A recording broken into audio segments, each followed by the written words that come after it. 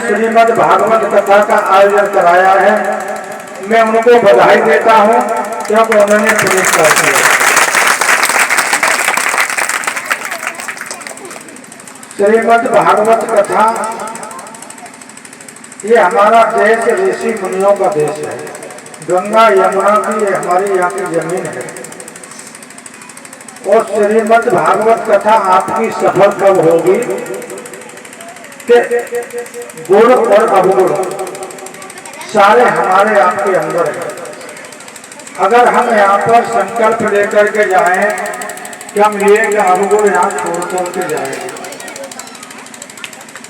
और एक अवगुण अगर छोड़ देंगे, अवगुण बहुत होते हैं, जितने गुण होते हैं उतने ही अवगुण होते हैं।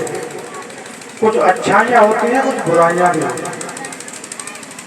तो अवगुण में तो आप सभी जानते हैं, बीड़ी, गुटखा, शराब, अंडा, मीट, मछली। और गांव में हमारी माताएं बहनें काम में लग जाती हैं और हमारे भाई साहब तो भाई बाँ में लग जाते हैं जुआ खेलने। कोई काम नहीं है तो हम जुआ खेलने में लग जाते हैं। ये भी एक अवगुण है। कुछ नहीं अगर हम कर सकते हैं तो अपने बच्चों को अच्छी शिक्षा जरूर दिला सकते हैं। हम आधी रोटी अगर कम खा सकते हैं, एक पौवा अगर हम दारू का कम पी सकते हैं, और ये लिखा होता है उस पौवे के ऊपर कि दारू पीना स्वास्थ्य के लिए हानिकारक है। और बीड़ी के बंडल पर भी लिखा है कि स्वास्थ्य के लिए हानिकारक है। अगर हम एक दिन में कितने बंडल बीड़ी के पी लेते हैं? 1, 2, 3, 4, 5 तक तो पी सकते हैं। अगर हम एक बंडल पीते हैं बीड़ी का तो उससे हमारे जीवन के 1 दिन कम होता है। और अगर हमने 5 बंडल पिए रोजाना तो 5 दिन हमारे कम होते हैं। कम मान लो।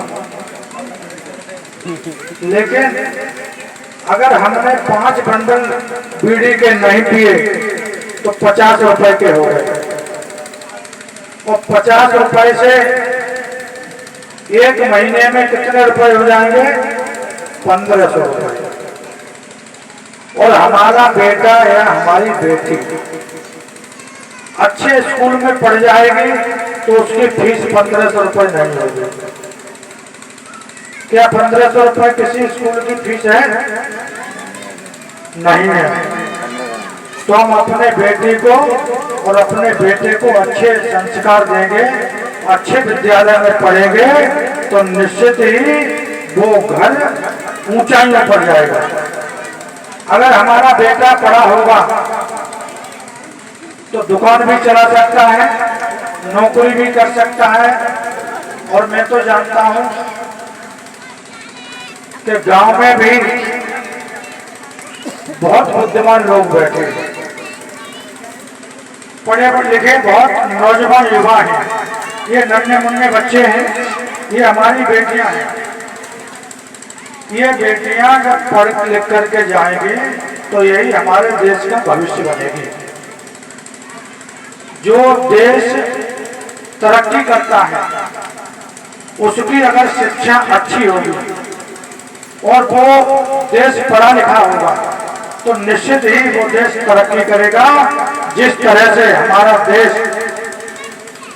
जब हमारी 2014 से पहले हमारे देश की क्या स्थिति थी? हमारा देश सहायता के लिए भीख मांगता था। हमारा देश दूसरे देशों के सामने गिड़गिड़ाता था। 2017 में आप सभी ने ऐसे प्रधानमंत्री जी को चुना तो आज हमारा देश प्रथम पंक्ति में पहुंच चुका है। उस समय हमारा देश या कंपटीशन देशों में होती थी तो 12वां स्थान था। आज हमारा देश तीसरे नंबर पर पहुंच गया है।